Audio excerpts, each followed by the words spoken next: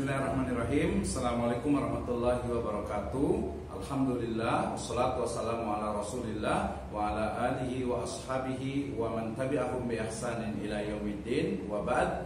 Kita lanjutkan pembahasan dalam kitab Syarah Al-Waraqat fi Ushulil Fiqh. Ya, kita sudah sampai kepada jenis-jenis ya atau macam-macam aksam dari kalam ya. Yang pertama kita bahas adalah al-amru ya atau perintah. Ya, dikatakan penulis ya, wal amru istid'aul fi'li bil qauli mimman huwa dunahu ala sabilil wujud. Jadi amar atau perintah itu adalah tuntutan tegas ya, jadi istid'aul fi'l ya, tuntutan tegas ya yang mengharuskan ya secara verbal bil qauli mimman huwa duna ya, juga kepada bawahannya atau kepada yang lainnya untuk melakukan sesuatu ala sabilil wujub. Jadi tuntutan dari orang-orang yang biasa berada di atas ya untuk atau kepada bawahannya untuk melakukan sesuatu yang sifatnya itu adalah apa? Wajib ya. Dikatakan fa in kanal istid'a'u minal musawi sumiya attimas ya au minal a'la sumiya su'alan. Jadi apabila amar atau perintah ini diarahkan kepada orang yang selevel ya atau setara, maka ia disebut dengan apa? Disebut dengan iltimas ya, iltimas. Nah, dan sedangkan apabila perintah atau tuntutan itu diarahkan kepada atasan, maka disebut dengan apa? As-su'al atau disebut juga dengan apa? Permohonan ya. Sehingga al-amr ya secara bahasa lebih ditekankan kepada perintah ya ataupun juga tuntutan tegas ya dari atasan kepada bawahan. Ya, kalau tuntutan untuk yang sifatnya selevel atau setara itu disebut dengan apa? Iltimas ya. Sedangkan kalau dari bawahan ke atasan itu disebut dengan apa? Disebut dengan ya permohonan atau istilahnya itu adalah ya su'alan ya, permohonan.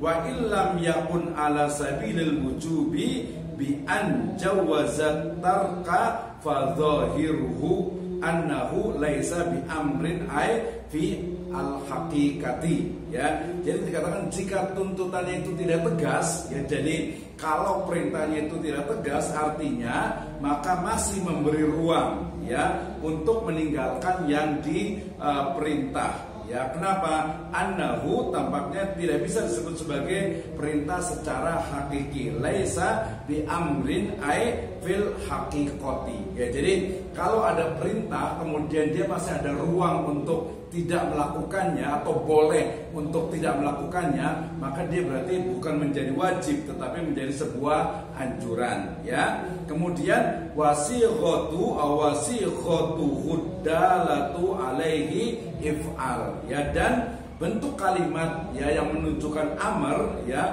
adalah if'al, artinya kerjakan ya, atau dikatakan juga idrib ya atau pukul, daraba yadribu idrib ya, dikatakan idrib ya, atau juga akrim, muliakanlah atau hormatilah, atau dikatakan juga wasrob ya, minumlah. Nah, itu berarti menunjukkan apa?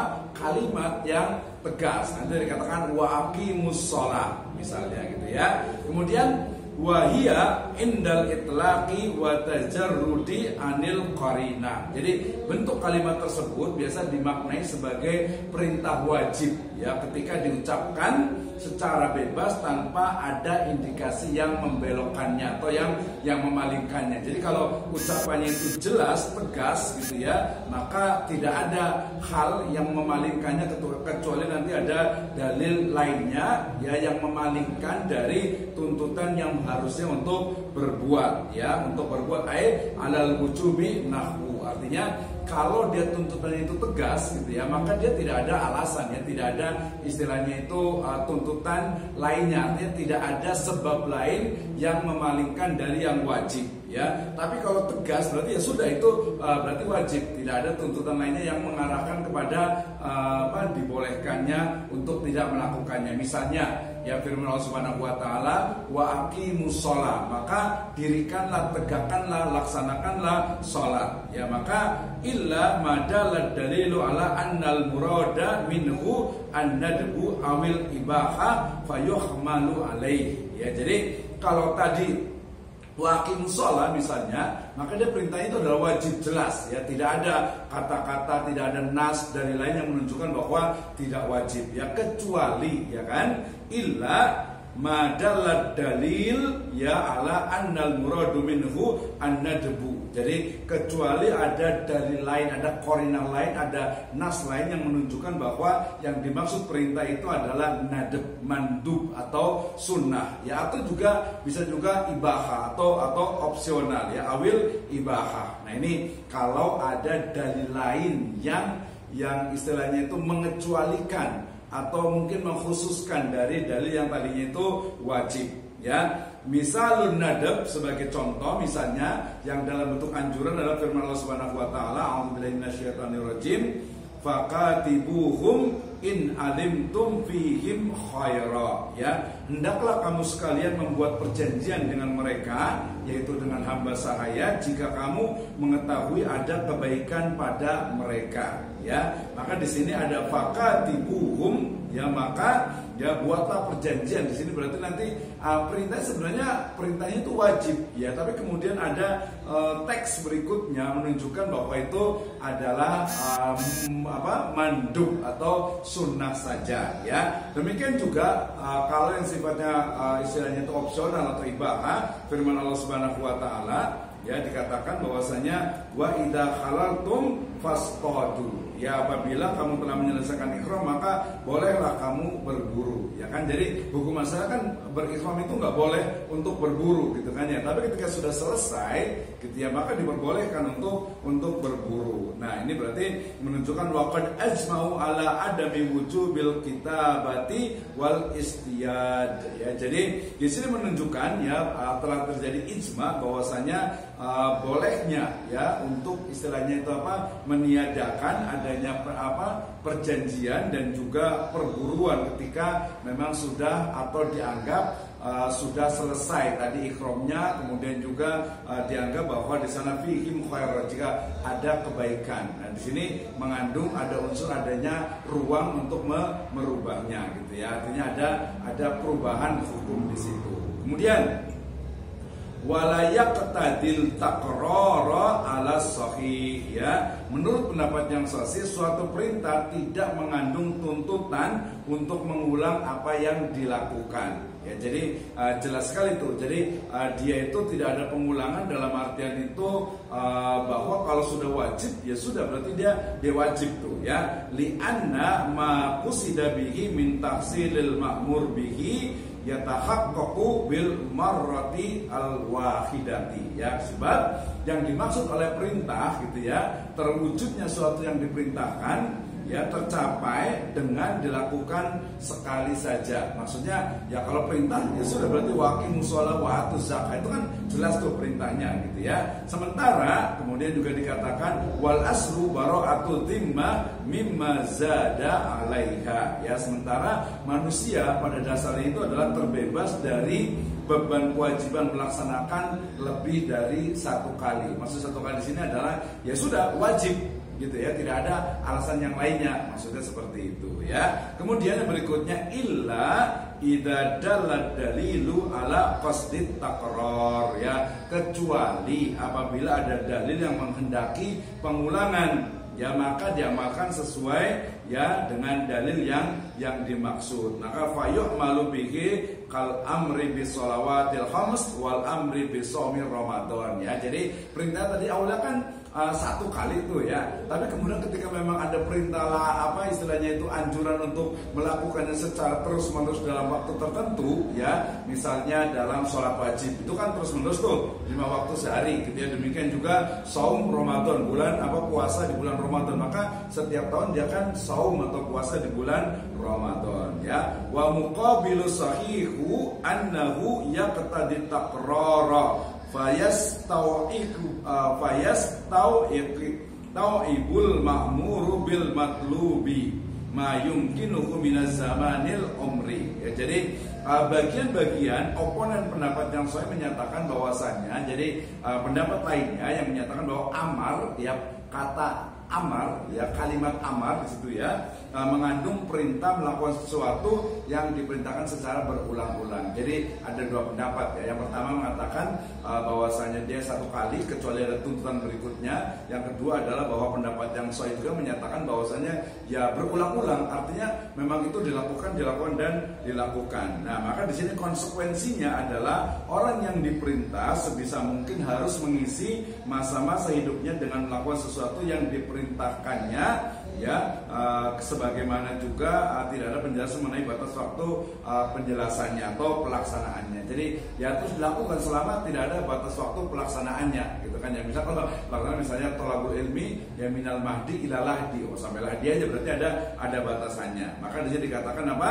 Haitsu la bayana li amadil ma'muri bih, ya selama tidak ada penjelasan yang membatasi pada perintah itu, lintifai murajjihi ba'dihi ala ba'din, ya sampai ada hal ya tidak ada alasan untuk tidak lebih mengutamakan saat tertentu atau saat yang lain untuk melaksanakan perintah. Jadi nanti suatu amalan ya kalau dia tidak ada kekhususan pada hari tertentu, pada waktu tertentu, ya maka ya umum pelaksanaannya gitu. Jadi tidak ada fadilah tertentu illa bidalil, kecuali ada dalil. Kemudian wala yaqtadil fauza au faura, ya wala yaftadil faura, ya amar tidak menghendaki harus lekas dilaksanakan sesuatu yang diperintahkan. Jadi amar itu sebenarnya wala yaqtadil faur, jadi tidak mesti harus langsung dilaksanakan. Li'annal gharada minhu ijadul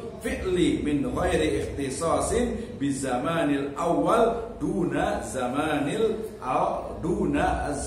sani. Ya kenapa? Karena tujuan perintah adalah diwujudkannya perbuatan yang diperintahkan tanpa ada pengistimewaan terhadap waktu tertentu, ya. Jadi pada dasarnya memang kalau perintah itu ya laksanakan, ya tidak harus mesti juga dengan waktunya gitu kan ya. Nah, wakila yaqtadil faura wa ala dzalika bunya qaulu man qala yaqtadi at-tikrar. Jadi ada juga yang mengatakan bahwa perintah itu menghajatkan agar yang diperintah segera melakukan. Jadi lagi-lagi ada beberapa pendapat. Pendapat pertama tadi mengatakan ya tidak mesti harus dilakukan, tapi pendapat yang kedua ya harus dilakukan. Dan pendapat ini ya menjadi postulat atau pendapat yang menyatakan bahwa perintah mengharuskan berkali-kali pelaksanaannya yang diperintahkan. Nah, dari sini cukup jelas ya bahwasanya ada beberapa pendapat terkait dengan bagaimana perintah itu sendiri. Nah, nastamil kita lanjutkan. Wal amru bi ijadil fi'li amrun bihi wa bima la yatimul fi'lu illa bihi kal amri bis sholatil amrun bit taharati wal muadiyati ilaiha, ya perintah untuk mewujudkan suatu perbuatan, juga perintah untuk mewujudkan hal lain yang tanpanya perbuatan tersebut tidak terwujud. Jadi ada perintah kemudian sesuatu yang nanti dalam kaidah dikatakan la yatimu wajib illa bihi wa huwa al wajib, ya. Jadi maka perintah yang mewujudkan suatu perbuatan yang juga perintah untuk mewujudkan hal lainnya yang tanpanya perbuatan tersebut terwujud, seperti misalnya sholat sekaligus perintah untuk bersuci. Jadi kan wa aqimus sholat, laksanakanlah sholat, maka sholat itu nanti harus ada syaratnya, at-tahuru syatrul iman misalnya. Jadi wudhu itu adalah sebagian dari apa? Dari sholat. Maka kemudian ya, jadi perintah sholat itu sejatinya sekaligus perintah bersuci. Kenapa? Karena dia akan mengantarkan kepada keabsahan sholat. Ya sesungguhnya fa inna sholata la tasihu biduni toharoh. Ya kenapa? Karena sholat itu tidak sah tanpa adanya toharoh atau wudhu. Nah, wa idza fu'ila, ya apabila sesuatu itu diperintahkan atau telah dikerjakan, ya menggunakan kata misalnya pasif atau bina maf'ul, ya bil bina lil maf'uli ay al ma'muru bihi, ya Jadi jangan menggunakan bentuk pasif, maka orang yang diperintahkan tersebut yakhrujul ma'muru anil uhdah. Maka orang yang diperintah bebas dari beban perintah. Ya, perbuatan yang telah dilakukan itu diberi labeli dengan valid atau ijza'ai uhdatul amri wa yatasiful fi'lu bil ijza'. Nah, ini juga cukup jelas ya.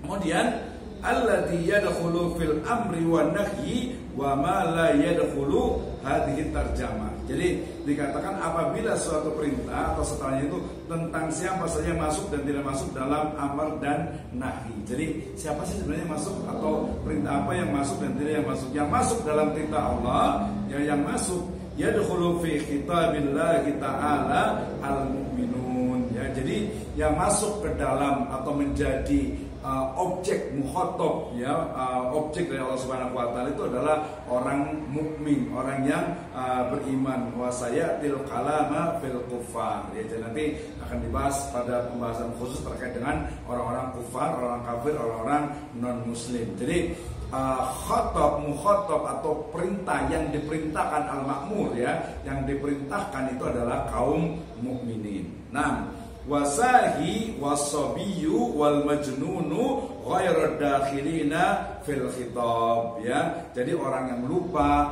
ya, kemudian anak kecil, orang yang gila, ya, tidak masuk dalam perintah atau dalam titah Allah Subhanahu wa taala karena tidak ada tanggung jawab untuk mereka, ya, lintifai taklifi anhum. Jadi orang gila, ya, kemudian juga anak kecil, kemudian juga orang yang lupa, gitu ya, maka mereka terbebas dari perintah yang wajib tersebut, ya. Wa yu'maru sahi ba'da dhahabi sahwi anhu bi khabari khalalis sahwi. Jadi orang yang lupa ketika sudah ingat diperintah untuk memperbaiki hal yang terjadi saat lupa. Jadi kalau lupa kemudian ingat, ya segera berarti dia harus sholat, gitu ya. Nah, kemudian yang demikian juga qaqadai ma fatahu minas sholati wa dhamani ma atlafahu minal mal, ya. Jadi seperti tadi orang itu lupa sholat, gitu ya, maka ketika dia ingat, ya segera dia sholat, gitu ya. Nah, orang menyebutnya dengan istilah qada sholat. Demikian juga membayar ganti rugi barang atau harta yang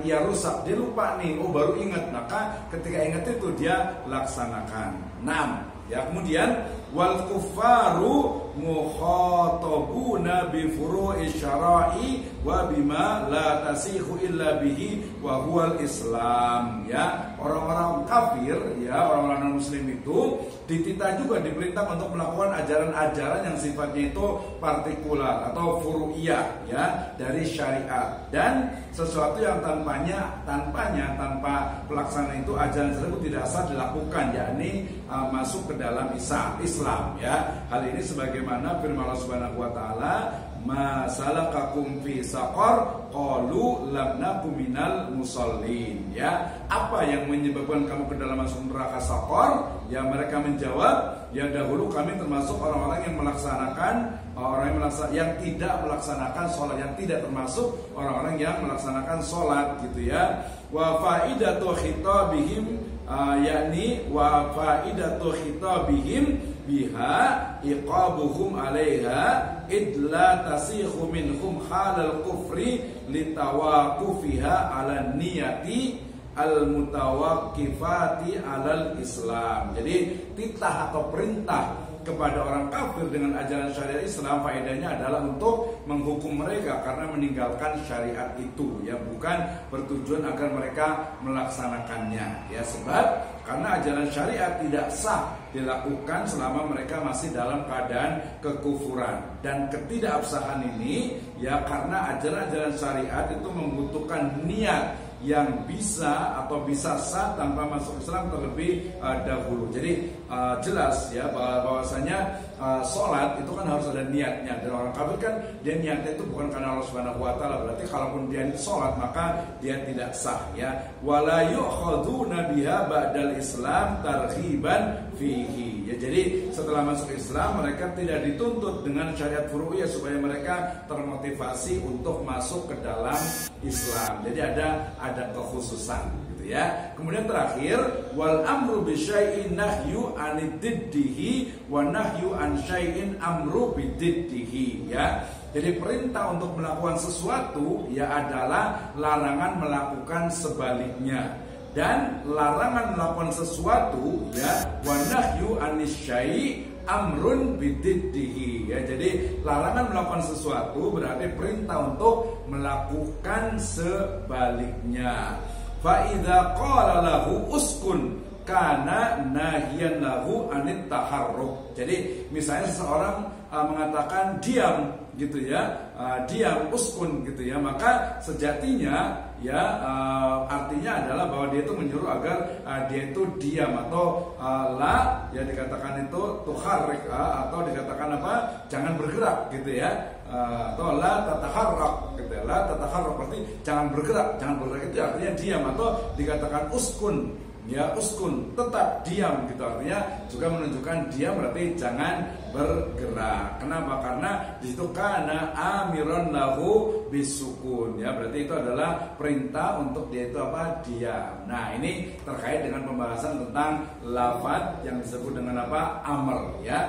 Jadi bagaimana lafadz dari amrnya, ya, dari ta'rif dari al-amr itu, al-amru istid'aul fi'li bil qawli mimman huwa dunahu ala sabilil wujub, ya. Kemudian sifat amr itu adalah if'al, laksanakanlah gitu ya. Nanti biasanya dalam bentuk apa, berbagai bentuk dari apa kalimat atau jenis-jenis katanya. Demikian terkait dengan pembahasan dari amr. Wallahu a'lam bishawab. Assalamualaikum warahmatullahi wabarakatuh.